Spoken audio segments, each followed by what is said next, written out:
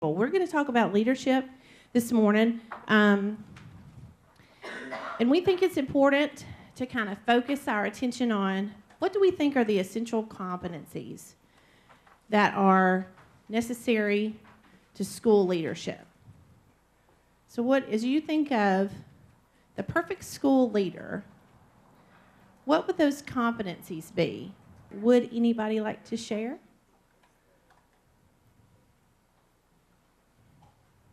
Building trust. Okay, building trust, so important. How does one build trust? Is there a... Be consistent. Okay, consistency, transparency. Share data.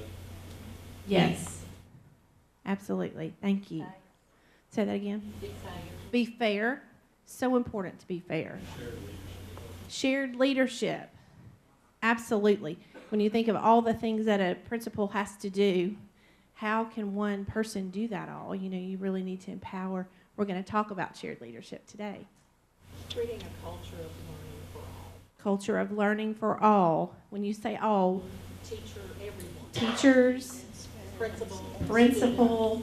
students. So are these competencies that can be taught? That's a big debate, right? Sure. I mean, because I'm such a believer in instructional coaching, I do believe that people can improve. If you have a growth mindset, you're committed, you know this is your love, this is what you want to do, I do believe that you can learn these competencies and you can display them. Not that some of them would not take practice. You know, for me, the data analysis piece would take a lot of practice. But can I learn that? Sure. So that's the questions we asked when we were putting together this leadership series. What are the competencies that leaders need? And how do we teach those? We went to our IEG board when we first got the grant for the model lessons, and the first suggestion was we need to see it. We need to know what it looks like. How does it play out in a school building every day? I mean, my main goal is that these resources are useful, they're relevant, they're practical, they're approachable, and that everybody can kind of get their hands around them. So this yellow sheet explains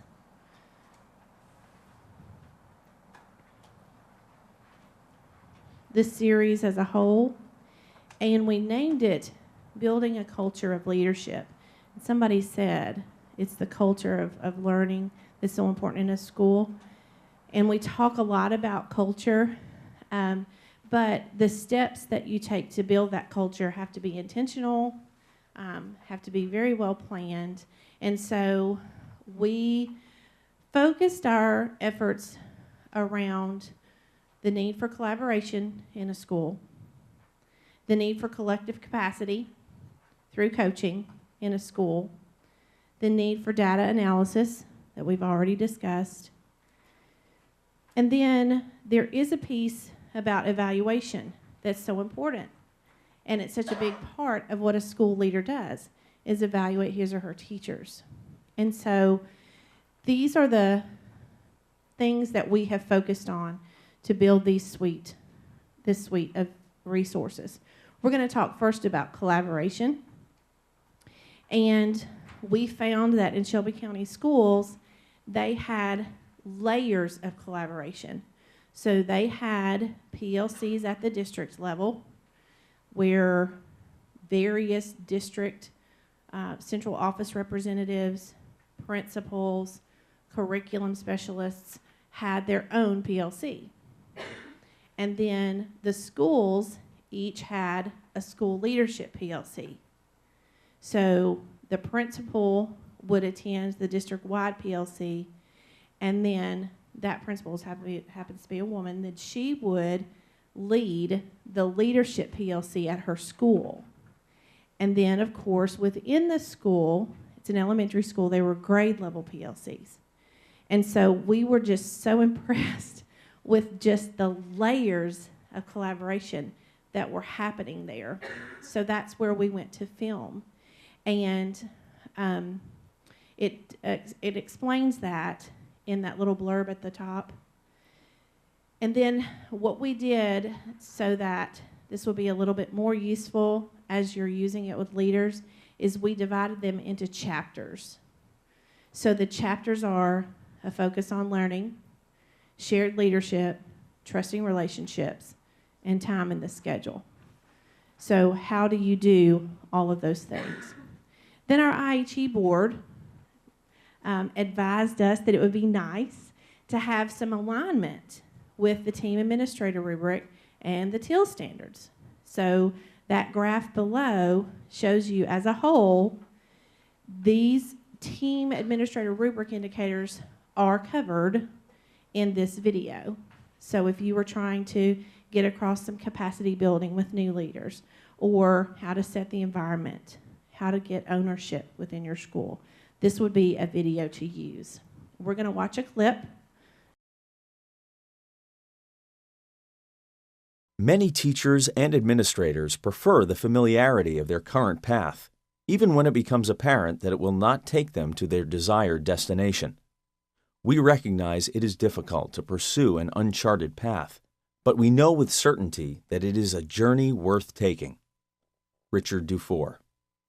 We have communicated the purpose of collaboration pretty slowly and pretty intentionally, and we started really just communicating the importance of working together and coming out of the classroom and the importance of sharing best practices. And then the next step was to talk about now if you, inside of that collaborative time, if you'll talk about these 4 things, you're going to really see some impact in the student outcomes for the kids in your class, or if you're a principal, for the kids in your building. And I think starting with the first step, which is why should you step out of your classroom at all, that helped us to build an interest and some buy-in on the front end. It's not a sprint, it's a marathon. And so first you have to build that culture of collaboration in the building before you can really get to the kinds of data conversations that people are having now. And giving principals just the freedom to build that culture slowly, but to build it deeply in their building. I had to figure out, how do I establish buy-in from the get-go? So the first thing I did when I came on that summer in July, I invited groups to meet with me each day. We met in a room and I said, tell me about your grade level. Tell me what you hold dear to this school. What are traditions you want to continue? On the other flip side, is there anything you'd like to do new? So I got a good picture, and by bringing them in with just the first grade, just the second grade, and then just my music, art, and PE, just my office staff, immediately that gave them buy-in that this principal's not coming here to change everything. She wants to hear what we hold dear, and then she wants to know where we'd like to move from here on. I can't say it wasn't a struggle because some people wanted to keep everything the same. So you have to be very careful and very prescriptive as to how you are going to make some of those changes when you come in, and understand that you can't approach everything at once. So after finally meeting with those groups of teachers, I was able to come back as we're ready to start school and say, I've really enjoyed meeting with each of you this summer. I'm also, some new people have come on board and we introduced them. Here are some non-negotiables that we have to address this year, because it's either a county mandate or a state mandate. But here are some negotiables. Here are some things that we may want to implement this year. So as we move forward, here's our non-negotiables. We have to address these. Which one of this do you want to pick out? So we built capacity in the collaborative effort.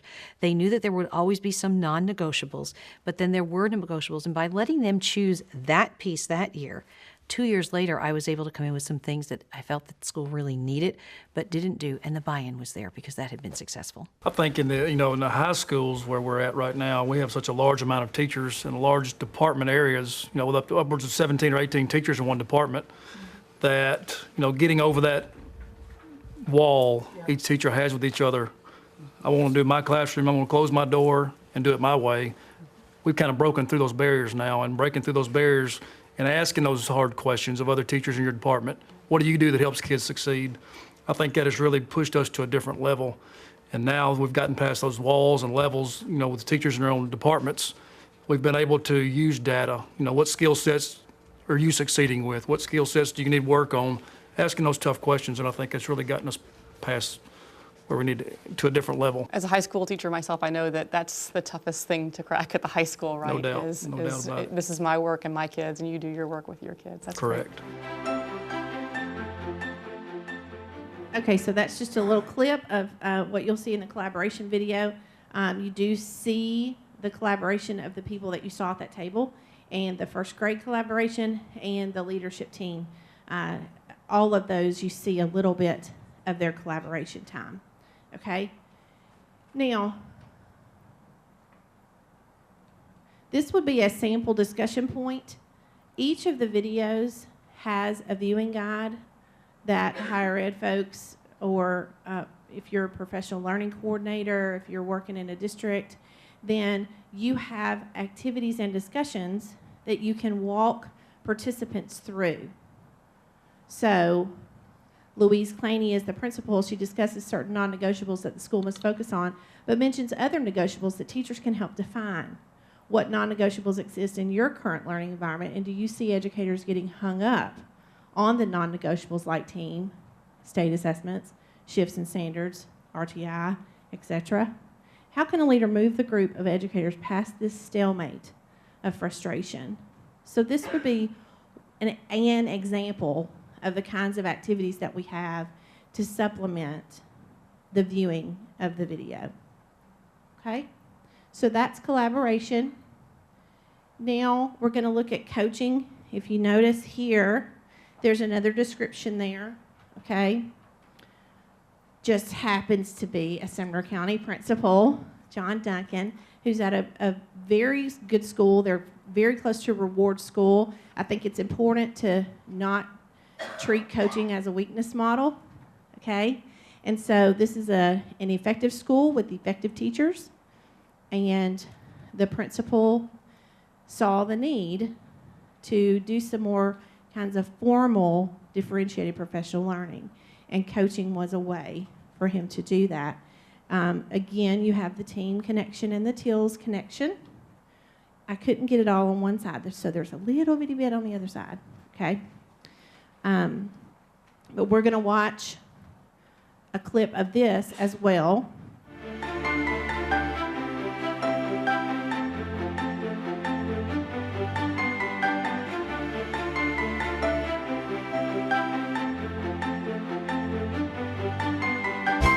Here at Madison Creek Elementary, we really are sort of a melting pot for this community. About 750 students, pretty high achieving school, I would say, in terms of statewide. Got a little bit of work to do within the district, in my opinion, but it's a great place. Good looking. Hello, Georgia. I've been here for 3 years, and we're on the cusp of what's known as a reward school. Reward schools are in the top 5% of the state in terms of achievement, as well as the top 5% in growth, two separate categories. We're about top 9% in growth and top 12% in achievement. And so we're looking to try and be up around that 5% mark sooner rather than later. I think I recognized that there was a need for a more formal coaching culture. Just in the process of doing my team observations, I'm in the classroom probably anywhere from 30 to 40 times a year in an evaluative capacity. And basically, I have an opportunity to see what teachers do well and where there are challenges that we can address. And so I began to notice my very first year here that we had some issues that I thought needed to be addressed. But it's hard for me to address those as the evaluator. And so coaching was a natural fit for that. This process is primarily collaborative, and it's not evaluative. I'm not there to evaluate teachers, or it is certainly not a punitive process or negative in any way. That I'm just a thinking partner there to help them build efficacy and come up with their own solutions. And I want this to be personal about you, your life. Try to think about technology in your personal life. What effect does it have on you? What I'm trying to get out of a coaching session is I want somebody to just hear my ideas. Even if the coach is not telling me specifically yes or no, this is a good idea, just that feedback or having somebody to listen. He's talking about how coaching is important because it makes him focus, and he's not really looking to his coach for answers, and that's important. You notice at the very beginning that quote, "A coach is a vehicle of conveyance." So what a good coach does is get a person to articulate an aspirational state and then think through the process to get there. So as a coach, I always thought of myself as that vehicle. You know, I can't be the expert for every content, every grade level, everything, but I can ask effective questions. I can be a thinking partner. I can say, how do you think that's going to play out in a classroom? But it's not necessarily that I have all of the answers. And so you saw that little corner bug. I'm learning all the cool technology words. But you know, the little thing that came up down here that said coaching best practice, coaches are thinking partners, and those are throughout. So if you had some coaches that you needed to model some good coaching for, those are really good way to talk through a good toolkit for coaches, okay? And so as this explains, you see the pre-lesson conversation between the coach and the teacher, and then small snippets of the lesson. Then you see the reflection conversation between the coach and the teacher. We've also weaved in 2 author voices, Nina Morell and Carla Cushman, who wrote a book about building capacity through coaching. And we used them to sort of verify the things that we were saying about coaching. So a sample discussion. He indicates that he could not address certain instructional issues due to his role as an evaluator. Linda, who's the coach, clearly states that as a coach, she is not an evaluator. Discuss the differences between a coach and an evaluator. Can one person effectively assume both the role of an evaluator and the role of a coach? Why or why not? And this is one I would like for you to talk through at your tables. Think of what you think a coach should do, what you think an evaluator should do, and compare and contrast those.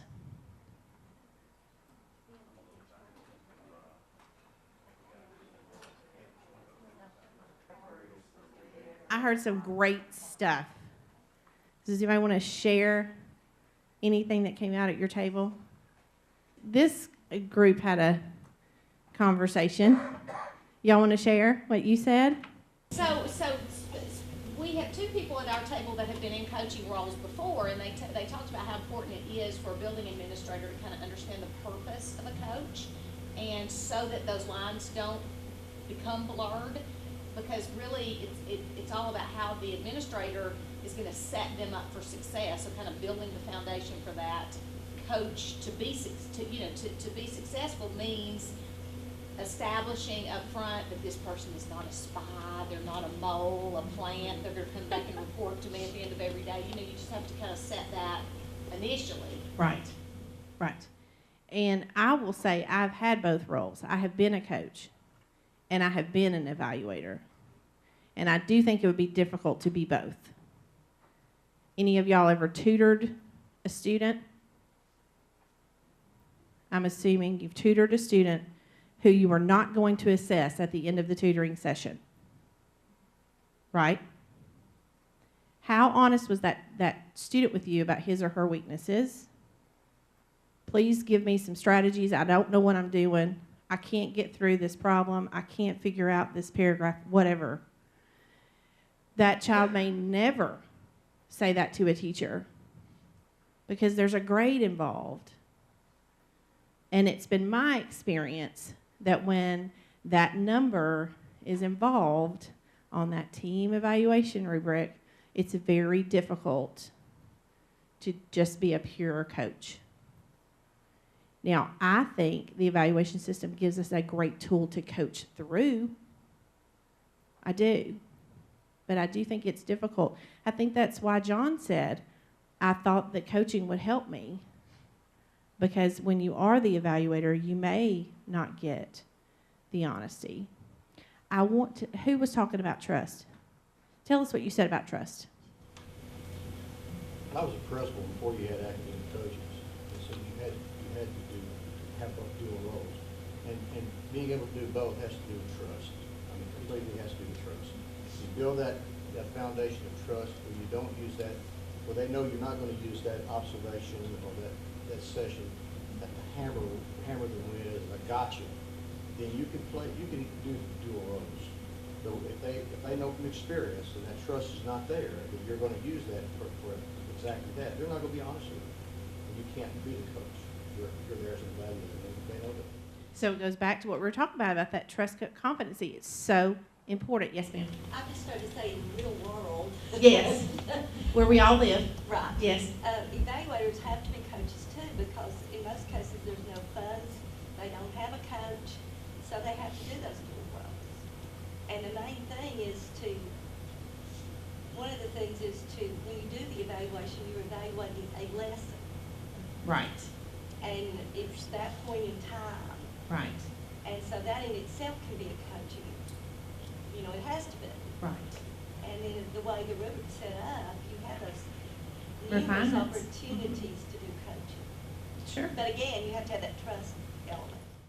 Because if it's not there, it feels like punitive, or I'm sneaking up on you, and I'm gonna, give you got to some. get past that gotcha thing. Yes. And a lot of the teachers still have that mindset, and the principals have it too, though. They do. Oh, yes, sir. I've got a metaphor, and that's the camera.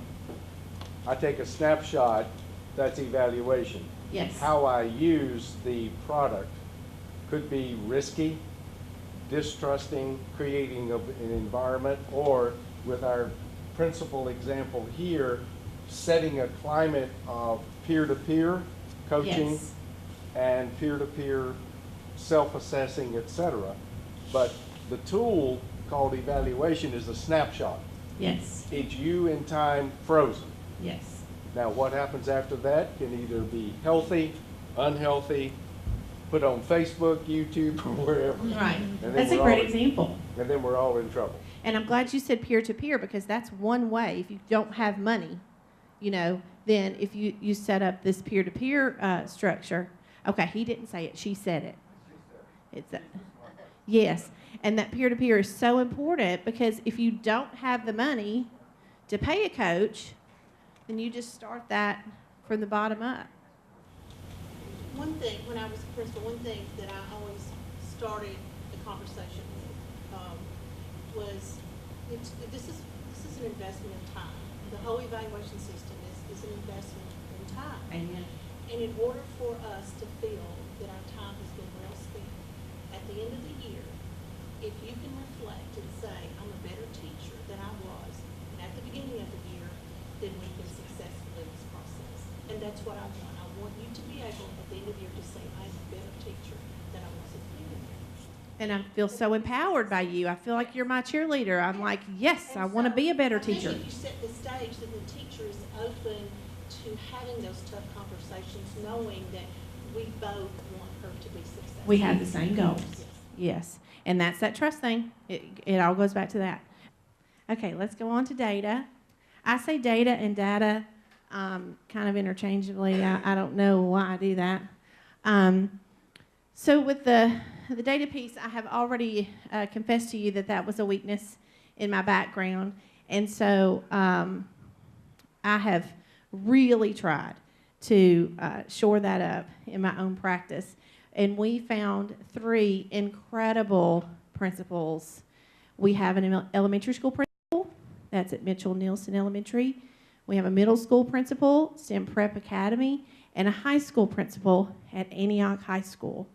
And each of those principals saw that their schools, well, they were all low-performing schools, except STEM Prep, when it started, served a need that the community just it wasn't currently being served. So they all use data equally to improve the culture of their schools. They're all visionary principals, very strong personalities, but also understand deeply the importance of shared leadership.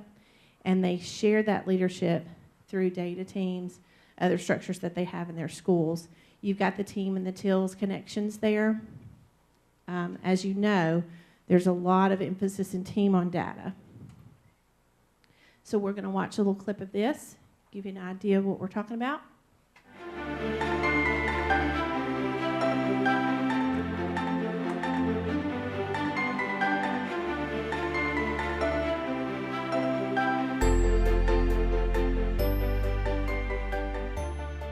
look at data, and the responsibility for that data lies with our teachers and their grade levels, with this whole school, but also with the students as well. Our school has been successful because we are obsessed with results, and we have a steadfast focus on the outcomes we want our kids to achieve. It's my responsibility as the instructional leader to also analyze the data, to have it available and accessible to all of my staff, to establish a structure by which we will access that data in all of our content teams.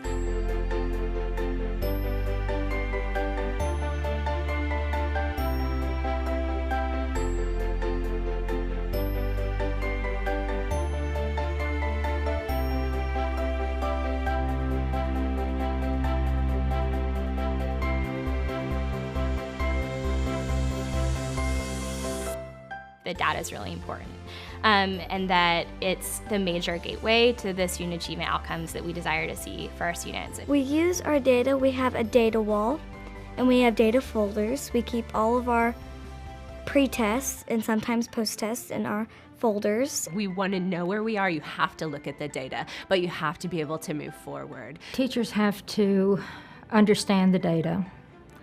They need to see that it actually does indicate where our students are. Setting goals helps you see where you're at, helps you manage your time. It can become overwhelming, but with the right staff and resources in place, we're able to be very strategic and intentional around how we're spending our time on a day-to-day basis. I would say that we've been successful because of the people in the building who expect nothing less and use their data to inform every element of their practice.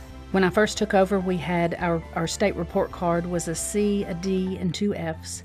And last year we had 2 A's and 2 B's, and I think this year we'll have straight A's. I love the fact that students are in this video. I'm pretty sure that first little girl in the pink jacket could be her teacher substitute tomorrow.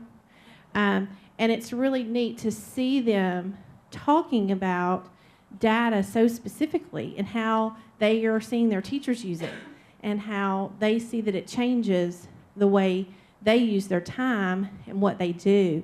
That other little girl at the very end of the video says, "It helps me realize I've achieved so much." It just makes me want to hug her, that she feels so proud of what she's been able to do because she's tracked it all of this time, and she knows that it's helped her. She sees the value for herself. And so it's very important to me to include students because data seems like such an impersonal thing, but it's really not. You know, there's a little face attached to every one of those statistics, and it's important to remember that. Okay, so that was a big piece of that. I think I put, here's a discussion that you could have. What is the difference between data-driven and data-rich? How does it look within a school? Is it possible for both to exist, and what components would be needed to transition from one to the other? There is a reason we didn't use data-driven in the title. And so this would be just an interesting conversation to have. This would be an activity, a sample activity. So what we did in the viewing guides is we did discussion points. Those are things you could stop and have a conversation.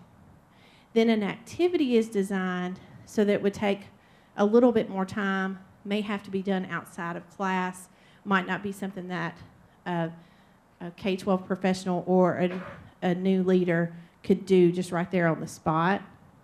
So this talks about, what if you were organizing the first data meeting of the team?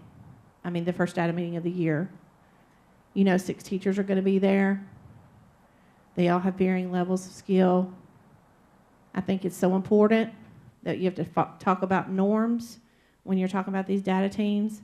If you don't normally have trust, norms build it almost immediately because it's that consistency. And then how are you going to make sure that you observe the norms, honor the norms. And what are 3 guiding questions for this meeting? So this is something that a person would have to really think about and possibly do outside of class or outside of the professional learning setting. Okay, the last one we're going to look at is the team post-conference video. You've got that at the bottom. What I want to say about this is really exciting to me because the teacher who's going through this process is a teacher that we filmed for a 3rd grade reading lesson. And always when we do those lessons, I always contact the teachers before, share the video before it just goes to the world. You know, I think I would like that, so I do that for those people. And normally they reply to the email and say, I'm never wearing those pants again. Okay? But this woman replied to my email and said, I wonder if you'd like my reflection on this video. I really see some things I didn't do, I don't feel good about. I was like, yes, ma'am, that's what we want. And so I jumped on that and started talking to her about what her reflection might be. And we have team scored most of the model lessons. And so I involved her principal in scoring the lesson so she thinks aloud for each indicator. And what's so great is, as Ms. Yon is talking through the indicators, we see the example in the classroom. So Ms. Yon says, Ms. Jones is so good at establishing procedures, and we're seeing her do that in the classroom. And so the focus of this is really what's the structure of a post-conference and how do you do that with the coaching mindset. But there's so many little pieces involved in that. It's just really neat. And then you could have your students or teachers watch the entire lesson to understand what builds up to this event, okay? So this is just a small clip, again, to give you an idea of what it's about. Here at Dan Mills Elementary School, the team rubric has helped me individualize both recognition and support for my teachers. I am able to go in and do those observations looking at the rubric and finding good evidence with fidelity. So when I go back and score that observation, I am giving the teacher feedback that is very positive and a refinement that they can work over time. We have already read this text, so today we are going to closely look at 2 parts. I feel like the team model has impacted my instructional practices because it allows me to really make sure that I'm going through the process of a lesson and that I'm able to demonstrate that my students have mastery to make sure that we are really getting those thinking and problem-solving processes in for our students. We are going to see if we can highlight our evidence. We need to find our evidence for what is the cause of mountain gorillas being endangered. I see this process as useful because after a lesson I'm able to reflect on what went well, what are my strengths, what are areas that I need to continue doing what I'm doing, and then also what areas that I need to focus on and grow so that my students can be impacted better in those areas. We're going to look and see what nonfiction text features, Liam, that our book has. Does our book... When I'm preparing for the post-conference, I'm reading through all of my notes, looking at the time frame of each segment of the lesson, looking at all the activities and materials and the evidence that I saw that the students did. And I'm going through all of that information. As I'm scoring that lesson, I am looking at that evidence, following that rubric, being very specific about the refinement and the reinforcement that those teachers have earned in that lesson that they taught that day. Is that the cause? Is that the event that happened, or is that the effect of the event? Under standards and objectives, Ms. Jones was very specific about what she wanted her students to know by the end of that lesson, and she clearly followed the Tennessee academic standards. Today we are going to do our second read on our Saving Gorilla story, and we are going to be looking for cause and effect relationships in our story. So our question to think about is, how can we use a nonfiction text to determine a cause and effect relationship? In motivating students, Ms. Jones does this so well. She's very routine-oriented. There's a lot of praises, and this closely correlates with teacher knowledge of her students because she builds her lessons around what she knows her students are able to do, which is in her class, it's routine. So they were on task during this lesson. They were motivated, they were excited about working in pairs, and she gave them opportunity to explore the materials that she had given them, working with their partner and explaining their answers. I think they're endangered because they're getting killed by hunters and diseases have been in the air, so they're getting like sick. Their numbers were already shrinking. I agree with you. I found my evidence when it says their numbers were already shrinking because of illegal hunting, disease, and loss of habitat from deforestation. Presenting instructional content is focused on how the teacher presents her materials, the visuals, modeling the lesson, using specific information. Ms. Jones used visuals and examples so the students would understand what she was asking for them to do, which is understanding cause and effect of nonfiction text.